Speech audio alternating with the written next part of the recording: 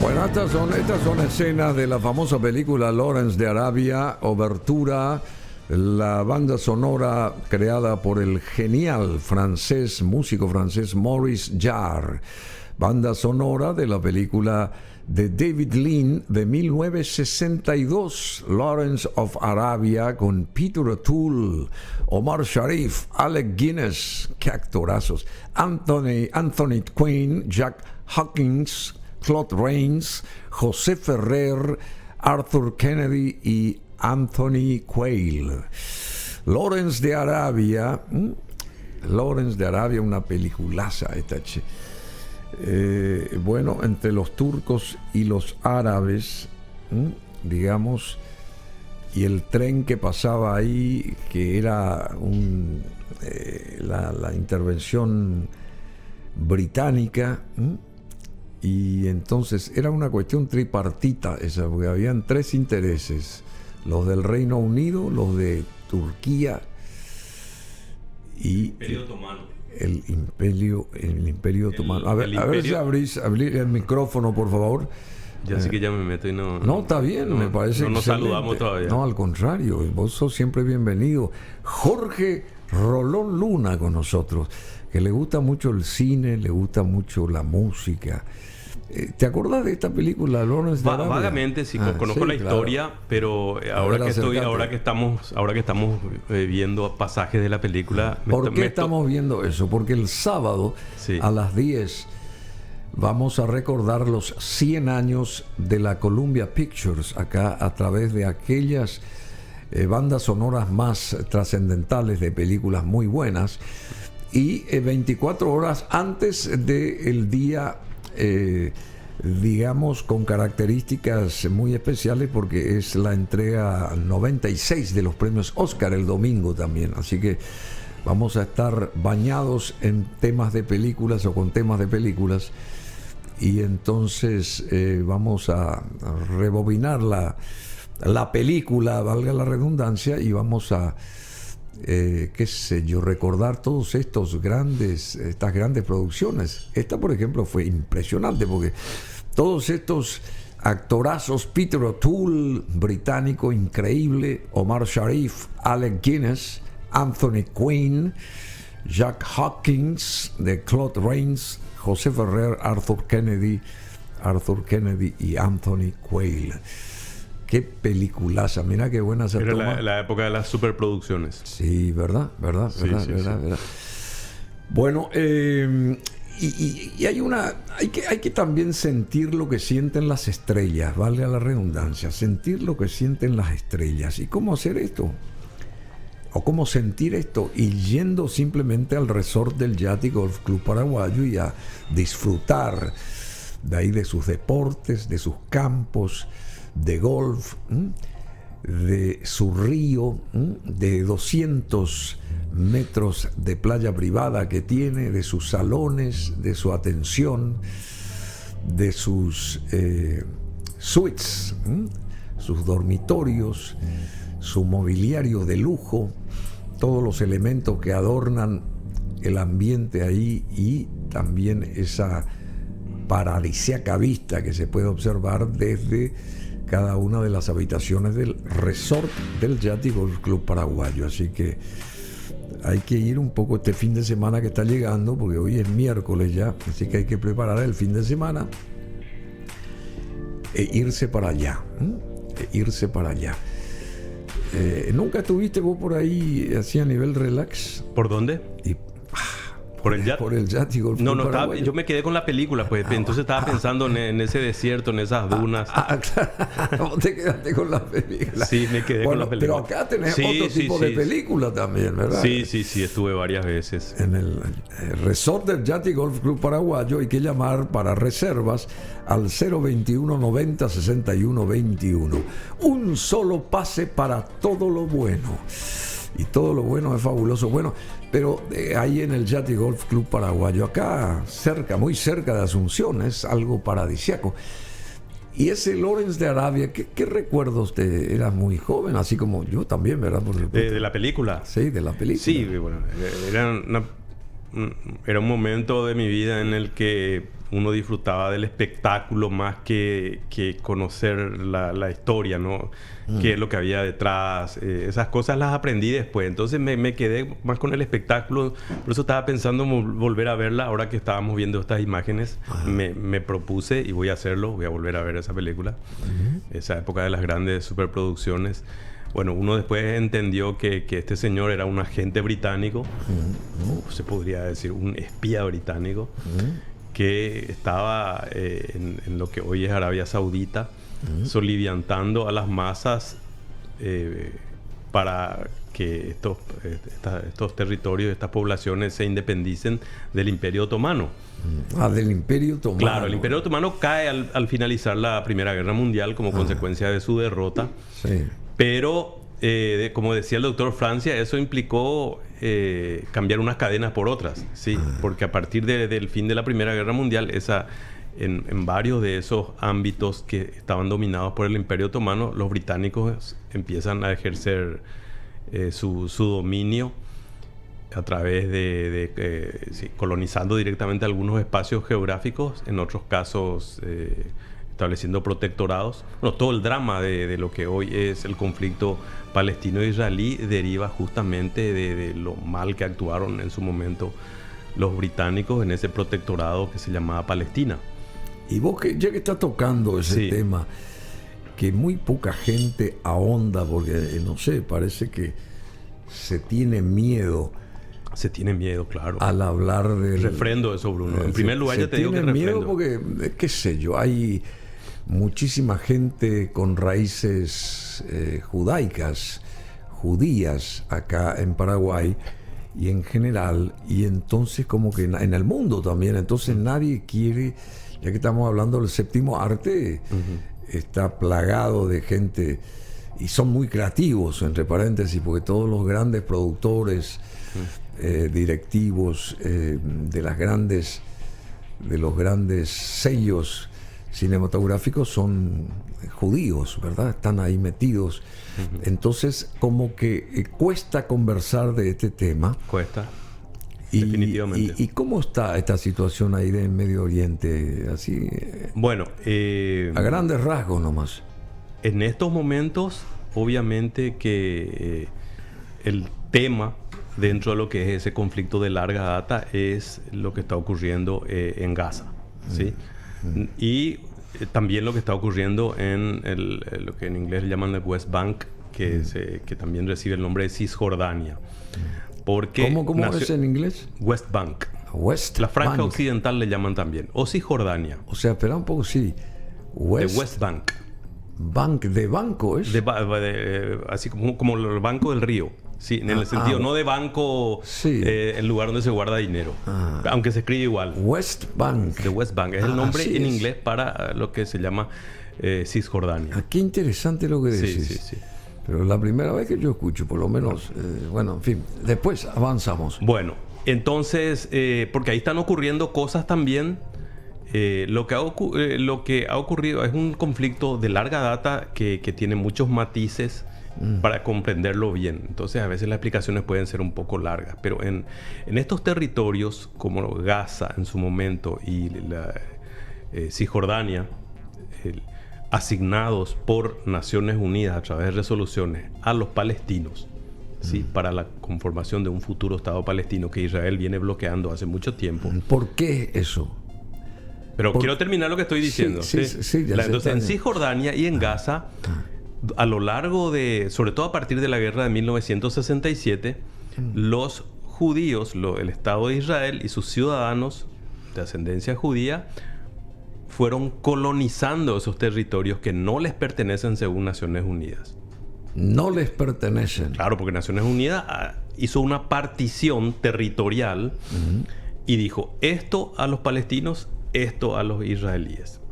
¿Y qué pasa? En Cisjordania y Gaza en su momento, está minado de enclaves con colonos judíos que han urbanizado, que han creado asentamientos y que ocupan esos territorios ilegalmente. En Cisjordania. En Cisjordania. En su momento en Gaza, luego pero Gaza es una cosa muy chiquita y como parte del proceso de paz en su momento, los judíos abandonan Gaza. Sí, ahora hay voces que se escuchan de judíos que están diciendo, ciudadanos israelíes, que dicen, ocupemos otra vez Gaza. Pero decime, ¿acaso que los judíos ya no tienen su territorio? Sí, tienen su territorio, bueno, pero lo que se denuncia y se critica a Israel es, primero, su afán expansivo, ¿sí? De la partición original de 1948, cuando se crea el Estado de Israel, a hoy los israelíes tienen mucho más territorio que han adquirido por la fuerza, con ocupaciones ilegales y a través de la guerra, de sucesivas guerras. Bueno, eso por un lado. Entonces, lo que los críticos de Israel sostienen, yo suscribo eso, sobre todo con Netanyahu en el poder y los grupos que apoyan a Netanyahu, es que finalmente Israel quiere expandirse territorialmente a costa de los territorios palestinos y no permitir nunca la creación de un Estado palestino. Pero eso está mal. Y claro que está mal. Contraría los derechos del pueblo palestino, contraría el derecho internacional, contraría las resoluciones de Naciones Unidas que están vigentes. ¿Y cómo los otros países se callan? Y se callan porque Israel tiene el apoyo irrestricto y totalmente acrítico de Estados Unidos. Entonces, te doy un ejemplo. En algunos países como Inglaterra, como Gran Bretaña, los críticos de Israel en el Partido Laborista, que se supone un partido de izquierda, han sido expulsados del partido. Así, directamente. De hecho, este domingo que pasó, Peter Galloway, que fue un político, otrora miembro del Partido Laborista, había sido expulsado del Partido Laborista por criticar a Israel. ¿Y qué pasó? Ganó las elecciones como independiente y se creó un terremoto político en Gran Bretaña en estos momentos. Eso pasó hace unos días. Y de hecho, Jeremy Corbyn, que fue el líder del Partido Laborista, en su momento fue expulsado también del Partido Laborista por sus críticas a Israel. Entonces, cuando uno critica a Israel, y eso yo quiero dejar muy bien en claro, supongo que no hace falta, pero tengo que decirlo, uno critica a Israel y eso no le vuelve a uno antisemita. Entonces, digamos que el garrote con que se corre a quienes critican al Estado de Israel y a sus políticas contra los palestinos es: usted es antisemita, usted está en contra de los judíos. Nada más lejano a la realidad. La posición de Lula da Silva respecto fantástica. A esto. En general, habría que decir que los estados latinoamericanos, salvo Milei y por ahí hay alguno que se me está escapando, han tenido posiciones, no diría pro-palestinas, a favor del derecho internacional, de los derechos humanos y de los derechos del pueblo palestino. Gabriel Boric de Chile, por ejemplo, ha declarado muy fuertemente en contra de la acción militar en Gaza. El que fue más lejos es Lula da Silva, con declaraciones muy fuertes acusando de genocidio lo que está ocurriendo ahí. Pero en general, en América Latina, los países, los estados y sus gobernantes tienen una posición que es muy crítica de la intervención de Israel. Y usted verá a lo largo de la historia que las votaciones en el ámbito de la Asamblea General de Naciones Unidas, las votaciones a favor de Israel concentran muchas abstenciones. En realidad hay muchas abstenciones, unos cuantos países como Estados Unidos y otros de esos pequeños tipo Islas Palau y compañía, y después casi el resto del mundo defendiendo la necesidad, varias necesidades hay. Uno, que se acabe la opresión al pueblo palestino que está ocupado militarmente por Israel. Hay muchas cosas que no se saben de lo que ocurre ahí, por ejemplo. Los palestinos que viven en Cisjordania, por ejemplo, para ir a su trabajo a veces deben pasar por 4 o 5 checkpoints del ejército israelí. Es como que vos estés en tu país y de acá a 1 kilómetro hay un puesto del ejército brasileño y te preguntan a dónde te vas, te desnudan, te preguntan, te dejan media hora, 1 hora y después al final del día te dicen: no, usted vuelva a su casa, usted no pasa hoy. Una vergüenza. Sí. Una vergüenza. Entonces, ellos son los que ganan siempre, digamos, ¿cómo que se llama? Obtienen sus beneficios y los palestinos en este caso no, ¿verdad? Siempre son los que están pero fíjate utilizando el furgón, el último furgón del tren. En Gaza no entra una bolsa de papas fritas si Israel no autoriza. Gaza está, previa a esta invasión, previo a lo ocurrido con Hamas en 7 de octubre, está bloqueada y sitiada hace años. Y bloqueada quiere decir que sus importaciones, sus eventuales exportaciones, aunque en Gaza prácticamente no se puede trabajar porque está bloqueada y el pueblo gazatí vive básicamente de la ayuda internacional. Entonces prácticamente no puede dedicarse a alguna actividad económica alguna que permita exportar, por ejemplo, pero todo lo que entra y sale tiene que estar autorizado por el gobierno de Israel y su ejército que tiene sitiado a Gaza. En el caso de Cisjordania, las tropas israelíes están dentro. Bueno, Gaza también ahora, a partir de la invasión. ¿Sí? Pero en Cisjordania... Qué lástima que no tenemos imágenes, José, porque vos podés perfectamente poner imágenes y tenés de sobra imágenes ahí. De sobra tenés imágenes de lo que está pasando, si es la guerra del mundo. Todo el mundo está pendiente de lo que pasa allá en Medio Oriente, ¿verdad? Vos pones Medio Oriente, Gaza o lo que sea, te salen así 1.000.000 de imágenes. Bueno, ¿y cómo se puede contrarrestar a favor, en este caso, de gente que necesita también un apoyo de cierto sector del mundo? Porque no puede ser que todo sea pro-Israel y nada pro-Palestina. No, hay muchas fuerzas sociales en distintos países. De hecho, en algunos países de la democrática Europa están prohibidas las manifestaciones pro-Palestina, la utilización de banderas palestinas.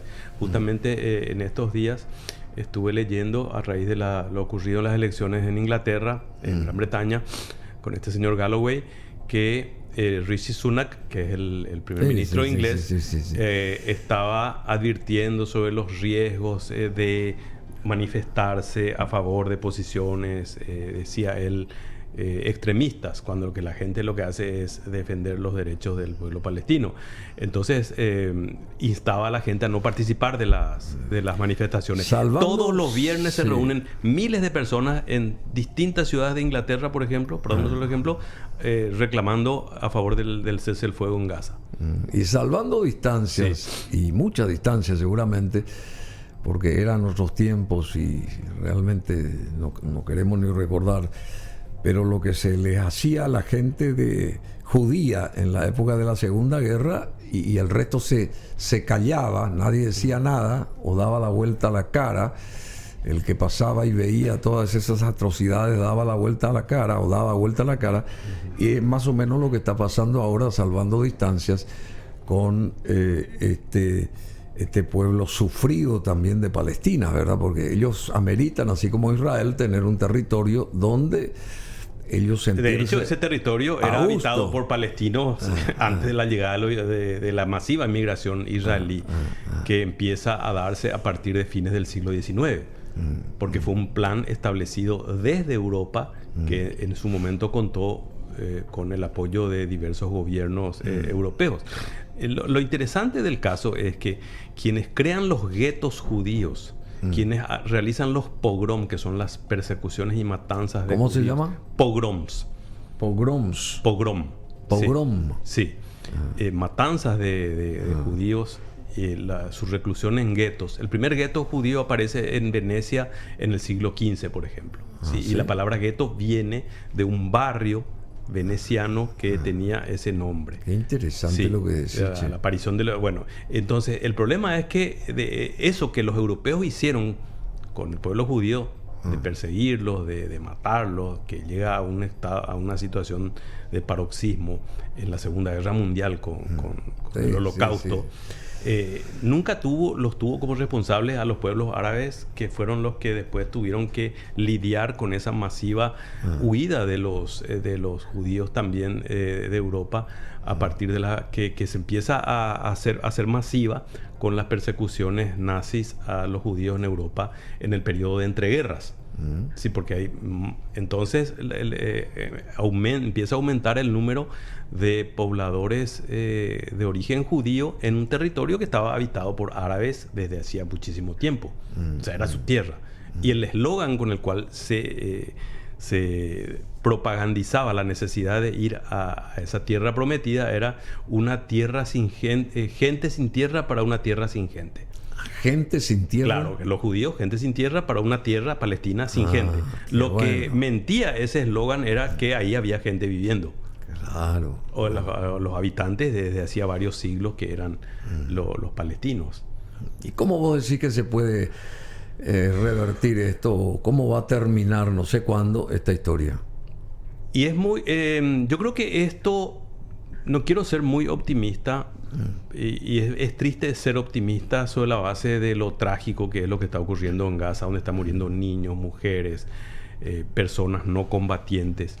Sí. Los civiles tremendo, que mueren. Tremendo. Están convirtiendo en un estacionamiento. Usted sabe lo que es un estacionamiento, una cosa así plana, lisa, donde no hay nada, no hay un árbol, no hay una construcción para que puedan estacionar los vehículos. Gaza se está convirtiendo en un estacionamiento porque está siendo alisada a bombazos. ¿Sí? Alisada a bombazos. Claro. Las imágenes que se ven por la televisión todos los días, aunque no con la... yo entiendo con con el necesario énfasis que debería. Hace unos días el ejército israelí disparó sobre unos civiles que se abalanzaron sobre la ayuda humanitaria, sobre comida, porque están pasando hambre. El ejército israelí sigue bloqueando Gaza. Sigue bloqueando en una situación de guerra.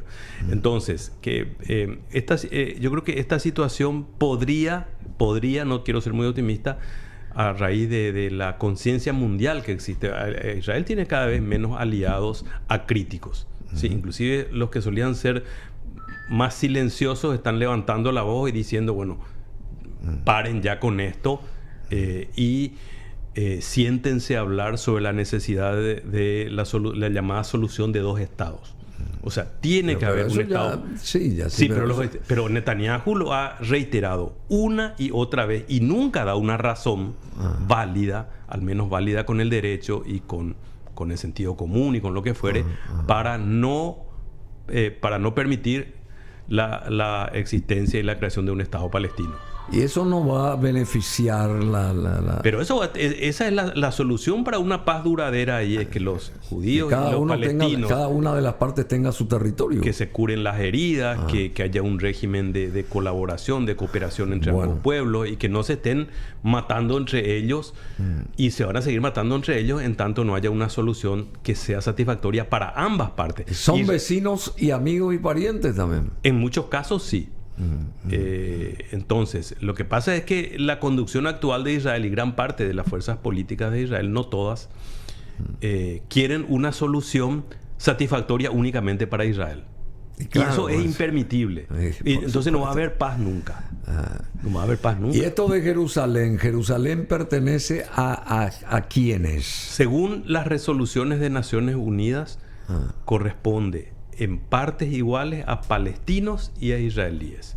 ¿Sí? Por eso la decisión del gobierno paraguayo en su momento, con Horacio Cartes, de trasladar la capital a Jerusalén, es una decisión muy polémica que desconoce las resoluciones de Naciones Unidas y los derechos del pueblo palestino sobre Jerusalén. Pero no solamente Paraguay, sino también Argentina. Milei también ahora va a hacer Milei, eso. pero en total no son 10 países los que han trasladado su capital a Jerusalén. No son 10 países. No llega a 10 de un universo de... ¿Y Estados Unidos está también ahí? Estados Unidos está también ahí. Y bueno, y tiene la voz cantante. Entonces, la cuestión también pasa en gran medida, según quienes observan y analizan este tema, por el tremendo poder que tiene el lobby israelí en Estados Unidos. Sí, tremendo poder. Sí, estamos en época de elecciones. El candidato que quiera ser electo, ya sea a un cargo de senador o de representante en el Congreso o de presidente, ni hablar, que no cuente con la simpatía de ese lobby, tiene muy pocas posibilidades de ser electo. Entonces la política norteamericana está en gran medida sitiada por una defensa irrestricta de los intereses y la posición de Israel. Bueno, pasan los minutos y tenemos dos temas rápidamente que quisiera que pasen estos por el tamiz tuyo, querido Jorge Rolón Luna, abogado, fue 6 años juez electoral, también docente, consultor e investigador. El doctor Luis Escobar Faela, el querido Lucho, que fue fiscal general del Estado también, presenta mañana un libro muy bueno en el Salón Auditorio del Ministerio Público, cito allí en Chile, casi Ugatimí, segundo piso, dice, a las 11 de la mañana, mañana jueves. Y es una suerte de reflexiones sobre la ley orgánica del Ministerio Público. Él hace rato vino hurgando sobre todo lo que haya que cambiar, mejorar, actualizar, etcétera, etcétera, y presenta estas reflexiones sobre la ley orgánica sobre la cual se tiene que basamentar todo lo concerniente al Ministerio Público Nacional, y eso presenta mañana. ¿Qué vos sabés o qué podés decir en 2 frases, 2 palabras, en breves términos, del doctor Luis Escobar Faela? Bueno, Luis Escobar Faela, para empezar, es un amigo. Sí. Me tocó trabajar como consultor del Ministerio Público en los lejanos tiempos en que él era fiscal general del Estado, y yo coordiné esa investigación en su momento, el primer análisis de todos los establecimientos penitenciarios de la República del Paraguay en su momento. Esos tiempos son tan lejanos que en ese entonces había cárceles que estaban aún manejadas y en poder de la Policía Nacional. Porque las delegaciones de gobierno se convierten en gobernaciones, pero las delegaciones de gobierno durante el gobierno de Stroessner tenían sus propias cárceles, que no estaban manejadas por la autoridad penitenciaria, sino por la policía. Y eso se hereda, y durante un periodo de transición, la mayor parte de los establecimientos carcelarios en las capitales departamentales seguían siendo administradas y manejadas por la policía en ese entonces. En ese entonces. Sí, y luego a partir de ahí, bueno, Lucho armó un equipo que trabajó diversos temas como la reforma del Código Penal, la reforma del Código Procesal Penal, y yo me fui adentrando a través de esta investigación y otros trabajos, siempre como consultor, nunca fui funcionario, para trabajar en lo que fue después. Me tocó escribir ese anteproyecto con Víctor Núñez, el Código de Ejecución Penal, que era la pata que le faltaba a la reforma del sistema procesal. Una nueva ley penal, una nueva ley procesal penal, una ley orgánica del Ministerio Público, que también se trabajó a partir de ese proceso de reforma una nueva ley marco que lo inició Luis Escobar Faela, y a mí me tocó ser parte de ese equipo trabajando lo que después se convirtió en el Código de Ejecución Penal, que reemplazó a la ley penitenciaria del año 1970. Bueno, vos sos un libro abierto y sabés mucho de todo esto. Mañana se lanza el libro del doctor Luis Escobar Faela a las 11, Salón Auditorio del Ministerio Público. Va a estar con nosotros él, el autor, aquí unos minutos antes de que fenezca este programa, en la calle Chile, casi Ugatimí, segundo piso. Bueno, y antes de decirte chao y agradecerte, querido Jorge, porque siempre es tan importante tu presencia, porque sabes de todo, y no un poco, sino a profundidad.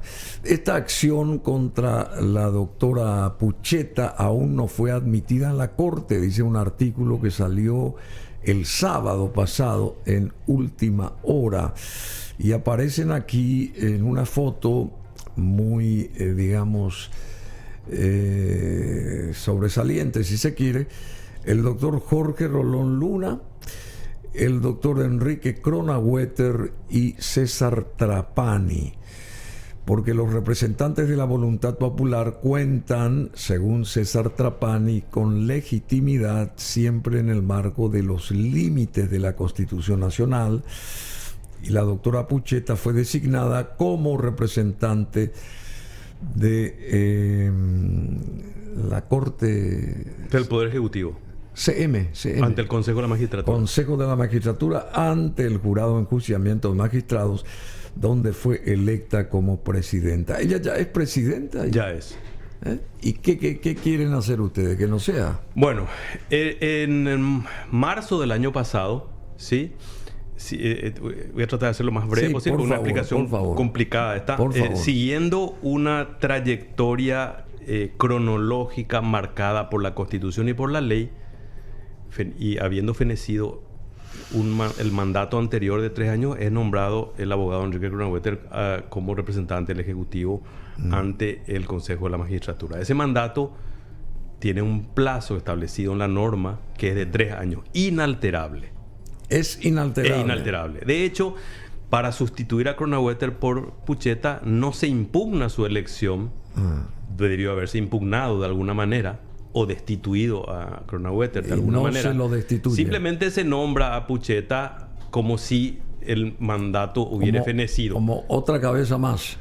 Como si el mandato hubiera fenecido. Yo quiero centrarme primero en los aspectos jurídicos. Entonces, esa interrupción del mandato de Kronaueter es absolutamente inconstitucional. Perdón, pero ese representante que es del Poder Ejecutivo del presidente, vos me corregís, ¿no tiene que tener acaso justamente representante del presidente? ¿No tiene que tener el respaldo, el aval para que...? No, eso está muy bien fundamentado en la acción de inconstitucionalidad que presentamos. No tiene que ser una persona de confianza. No, porque no es representante del presidente de la República. ¿Cómo no? Es representante del Poder Ejecutivo. Y bueno, y no es la misma cosa. No, porque lo que la norma quiso cuando creó ese cuerpo colegiado con representación diversa es justamente un equilibrio entre los diversos actores que intervienen en la selección de las ternas, ¿sí? Tal es así que, por ejemplo, cuando asume Horacio Cartes, se intentó sacar a la doctora Estela Cops y poner a alguien de confianza de Horacio Cartes, y el gobierno de Horacio Cartes en su momento retrocede porque sus asesores le dijeron en su momento: no, lo que pasa es que esta señora tiene un mandato de 3 años establecido en la Constitución y representa al Ejecutivo. Vamos a esperar que salga y después nombramos el nuestro. De hecho, Mario Abdo Benítez tuvo a un representante del Poder Ejecutivo nombrado por Horacio Cartes hasta que finaliza su mandato. Entonces, históricamente eso, la única vez que se quiso sacar al doctor César Diesel, también representante de un gobierno que salía, y la Corte lo repuso a este señor. Y entonces ¿qué hay que hacer acá? Lo que ocurre es que nosotros presentamos esta acción de inconstitucionalidad ya hace un tiempo y dada la urgencia institucional, porque estas son las cosas que finalmente manchan la reputación de un gobierno, la reputación de un país, y le dicen a los inversores, a los organismos internacionales, que en Paraguay no hay seguridad jurídica. Porque el nombramiento de Kronaueter fue hecho violando no solo la Constitución, sino también la ley. Porque la ley dice que uno de los requisitos para el nombramiento de un nuevo representante en este caso del Poder Ejecutivo ante el Consejo de la Magistratura es la comunicación del presidente del Consejo del fenecimiento del mandato. Espera un momento, yo soy Juan Pueblo. ¿Cuál es la diferencia de presidente de la República y Poder Ejecutivo? ¿No es la misma cosa? El Ejecutivo es un órgano, es un poder del Estado de carácter permanente. Carácter permanente. El presidente es alguien que ocasionalmente está ahí. ¿Cómo que ocasionalmente? Y fue electo y después se va. O sea, el poder ejecutivo es el presidente. No. Eso en la época de la monarquía. Pero había una identificación pero el poder ejecutivo no va a radicar en el poder legislativo ni en el poder judicial. Es poder ejecutivo. ¿Y quién es la cabeza ahí? El presidente de la República. La cabeza de turno, ocasional, el presidente de turno. Pero claro, no hay una identificación entre la persona. Al menos nuestra Constitución no quiere eso. Ninguna Constitución democrática quiere eso. Sí, bueno, eso ocurría. Yo asocio nomás lo que entiendo. ¿Hay algún sentido común detrás de mirar eso y decir: no, este es representante del presidente y tiene que ser alguien de confianza? Pero El problema no pasa por la intuición que podamos tener o el sentido común que nos pueda llevar a esa conclusión. El problema es que la Constitución dice otra cosa y la ley dice otra cosa. ¿Qué dice la Constitución? A ver, porque primero, la Constitución no dice, como en el caso del Defensor del Pueblo, que el periodo se inicia con el periodo presidencial. ¿Sí? Lo cual nos daría, desde un punto de vista lógico, algún argumento a favor de tu posición. Porque si fuera así, el representante del texto... lo que yo siempre he creído. No, pero es tu posición. Es tu posición. Y hay mucha gente que cree que es la misma cosa. Sí, pero no es. No es por eso. Entonces, debería tener un mandato de 5 años que se inicia con el presidente y termina con el presidente. No es así. Tiene un mandato impar, entonces, de 3 años. O sea que el gobierno no es el Estado tampoco. El gobierno es el conjunto. Es la misma cosa. Gobierno no es Estado. No. Por supuesto que no. No. Y acá es la misma cosa. Salvando las distancias. Poder Ejecutivo no es presidente. No es presidente. Pero ¿por qué tiene un mandato de 3 años y no de 5? Para empezar. Porque la lógica dice que si tiene un mandato de 3 años, ya sea al final o al comienzo de su mandato, este miembro del Consejo de la Magistratura va a estar con otro presidente. Sí o sí. Sí o sí. Porque 3 no es 5 y 3 más 3 es 6. ¿Sí? Entonces, en algún momento va a tener que estar, si vamos a respetar ese mandato de 3 años. Otra cosa, esto es lo que ha venido ocurriendo a lo largo del tiempo. ¿Y por qué se estira ese tipo de cosas en vez de... bueno, eso hay que reclamarle a los constituyentes. No, y en vez de poner en un formato como la gente, eso que todo el mundo sepa eso y que todo el mundo... Porque mira, acá vino también un ministro de la Corte Suprema de Justicia, que lo escuché decir en su primera ponencia, que dijo que a los 5 años él se retiraba. Le hice la misma pregunta. Y te vas a retirar a los 5 años. Bueno, yo quiero quedarme 10 años, me dice. A 10 años. O sea, que ahora ya quiere estar 10 años como ministro de la Corte. Pero hay gente que está hasta los 75. Tengo que ver cómo viene qué dicen las otras voces. No entiendo nada. Entonces, ¿dónde radica el final del terreno de uno para el comienzo del vecino, del vecino? Sobre el tema del mandato de los quienes resulten electos para ocupar cargo en la Corte Suprema de Justicia, se han escrito ríos de tinta y no vamos a poder hablar de eso en este momento. Te estoy diciendo, pero es todo la misma melancha, entonces, porque es la misma cosa. Bueno, yo creo que este caso es mucho más claro, inclusive. Es mucho más claro, porque el mandato dice 3 años, ¿sí? Y esos 3 años no coinciden con el cargo con el periodo presidencial. ¿Sabes quién se sentó y me explicó y nos explicó a la audiencia? Por supuesto, yo soy Theodore Stimson, liberal. Cartista. Ya que ponemos... ¿Por qué decir que es cartista? Porque el doctor Stimson es cartista. No sabía. Y defiende una y otra vez posiciones afines al cartismo. Una y otra vez. Y es muy cuestionado por sus correligionarios. ¿Es cuestionado? No cuestionado, muy cuestionado. El doctor Stimson es una persona muy preparada. Primera cuestión. Yo creo que es muy preparado. Primera cuestión. Bueno, pero la preparación intelectual es una cosa y el tener un sesgo que puede anular ese intelecto es otra cosa, y esas cosas ocurren en la práctica. O es al revés también eso ocurre. ¿Cómo que al revés? Y al revés. O ustedes son ya demasiado... ¿Quiénes somos nosotros? Y vos comenzás ahí. No sé si ustedes son ya demasiado... No, pero ¿quieres saber quiénes somos nosotros? Hay que ponerse también en la columna del medio. Por ejemplo, esta doctora Pucheta, más allá de que sea cartista, colorada, liberal o lo que sea, para mí es una excelente profesional esta señora Alicia Pucheta. Pero no estamos hablando de eso. Yo en ningún momento toqué la honra de la señora. No, yo no estoy tocando la honra, pero me parece que es una persona preparada, como muy poca gente. Yo discrepo ahí. Bueno, discrepo porque cuando hablamos de preparación intelectual tenemos que analizar qué escribió esa persona. Es muy fácil hablar. Hay mucha gente que habla y tiene la reputación de ser, por ejemplo, constitucionalista y no escribió un solo libro de derecho constitucional en Paraguay. ¿Sí? Entonces, fulano de tal constitucionalista. Yo lo primero que pregunto es ¿qué escribió? Veamos qué escribió. Eso es cierto. ¿Sí? Entonces, hay gente que tiene, tiene credenciales inventadas por los medios de comunicación muchas veces y por ellos mismos. Primera cuestión. Entonces, en el ámbito académico serio, lo que hay que ver es su producción intelectual, porque la preparación se ve a la hora de la producción intelectual. O sea, yo sé que hay mucha gente, muchos abogados preparados, hablan muy bien, pero nunca publicaron un artículo. Porque ahí se ven los pingos, ¿sí? Su capacidad de análisis, los temas que aborda, etcétera, etcétera. Entonces, la producción... Pero la pregunta sería, ¿por qué esa gente que produce tanto no está en los lugares relevantes? Y porque se premian otras cosas acá en Paraguay. Bueno, por eso. Entonces, pero se premian otras cosas acá en Paraguay. Está bien, pero si se premian otras cosas, por lo menos buscarle la manera de que esa otra cosa brille de alguna forma. Pero esa es otra cuestión. Yo no sé si ese... Si no, vamos a convertirnos en una torre de Babel acá. Uy, es que es una torre de Babel. Nadie sabe. Hay gente en el jurado de enjuiciamiento de magistrados que no tiene el título de abogado. Hoy, ahora. Sí. ¿Sí? No sabemos. Que su único profesor declarado es un profesor de psicología. Y que a su vez fue supuestamente su profesor en 52 materias. Eso es la República del Paraguay. Hoy en día.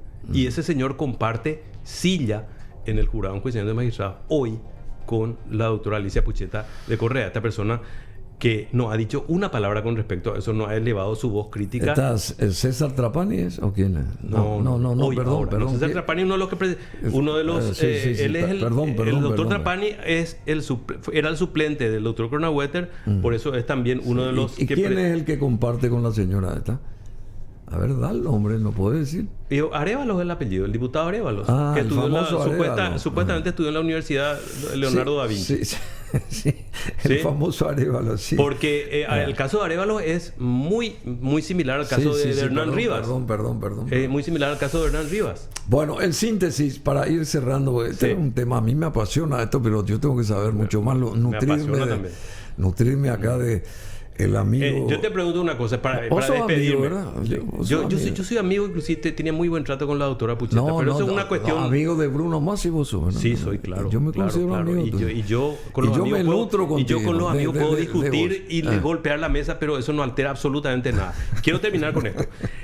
La producción de la doctora Pucheta en sus años de la corte, a mí no me remite a ninguna sentencia a la que yo pueda mirar y decir qué cabeza jurídica la de la doctora Pucheta. Qué fallo fantástico. Sí, hace unos días estuve leyendo un fallo muy reciente de la Corte Suprema norteamericana en el que se establece que los estados no pueden bloquear federalmente a un candidato por incumplimiento de sus normas jurídicas, que es el caso de Trump. La Corte Suprema acaba de habilitar un fallo por unanimidad, y uno, por más que pueda no estar de acuerdo o no caerle simpático a alguno de los... Lo que yo quiero decir es que el fallo es brillante y gusto ya lee, Bruno. Sí, claro. ¿Entendés? Y uno ve fallos de nuestra... Aunque no esté de acuerdo o no crea, pero cuando uno lee fallos de algunos que han pasado por la Corte Suprema de O.J. Justicia... Simpson, ¿te acuerdas del caso ese? Sí. Ese no llegó a la Corte Suprema. No, ya sé. Sí. Él fue el autor de la muerte de su señora, y lo mismo fue absuelto. El asunto es que hay mucha gente en Paraguay que no tiene una gran preparación intelectual y jurídica y ha ocupado cargos. Y eso, bueno, ¿qué vamos a hacer? Bueno, es nuestro país, Bruno. Contra todo pronóstico, Alicia Pucheta va a ser la presidenta de el jurado de enjuiciamiento. Es la presidenta. Bueno, contra todo pronóstico. Y ya empieza a pagar ese nombramiento inconstitucional con la absolución de una fiscal que ha tenido una actuación absolutamente reprensible. Es interesante leer los votos de los que se opusieron: el doctor Martínez Simón, el doctor César Garay, y el voto de 3 votos del diputado Aguilera. La fiscal es Estela Maricano. Y el voto de Martínez Simón es contundente con respecto al mal desempeño. Alberto Martínez Simón, César Garay y Alejandro Aguilera. No es que uno invente eso. Los votos en disidencia, porque fue una votación muy dividida. ¿Y quiénes votaron a favor de la levísima sanción a esta fiscal? las personas que tienen menos credenciales intelectuales y menos trayectoria, incluido el abogado que no estudió nunca Derecho. Entonces, eso me exime de mayores comentarios. Bruno, gracias por la invitación. Un saludo a toda tu teleaudiencia y espero que no veten mi nombre después de lo que dije sobre la situación en Israel y el conflicto palestino. No, porque te animás a decir tienen poder de veto. No, te animás a decir las cosas, Bueno, te agradecemos, pero contra todo pronóstico, Alicia Pucheta es la presidenta. No, contra todo pronóstico, estaba previsto porque... No, pero así se llama la película, Contra todo pronóstico, película de Estados Unidos, es una película de intriga de 1984, dirigida por Taylor Hackford y protagonizada por el siguiente el siguiente elenco principal. Rachel Ward, Jeff Bridges, muy bueno, y James Woods. Así que el film alberga música ochentera romántica, muy reconocible en su época. Así que contra todo pronóstico es esta película y aquí vamos a su banda sonora. A ver.